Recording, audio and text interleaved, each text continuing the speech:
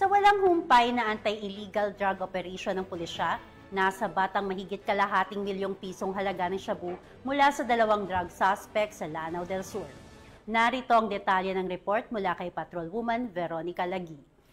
Dalawang individual ang naaresto at tinatayang 533,256 pesos nang hihinalang shabu ang nakumpiska sa ikinasang operasyon laban sa illegal na droga nito lamang ika-28 ng Hunyo taong kasalukuyan sa Barangay Linok, Madalom, Lanao del Sur.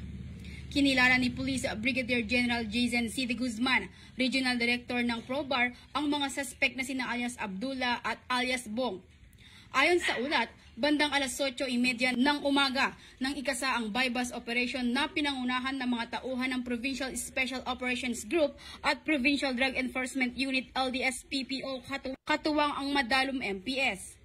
Kabilang sa mga nakumpiskang ebidensya ang 5 heat sealed sachet ng hinihinalang shabu na may bigat na 78.42 gramo at nagkakahalagang 533,256 pesos, bypass money, isang identification card. Kasalukuyang nasa kustudiya ng Madalom MPS ang mga suspect at ang mga nakumpiskang ebidensya para sa kaukulang dokumentasyon at pagsasampa ng kasong paglabag sa Republic Act 9165 o Comprehensive Dangerous Drugs Act of 2002.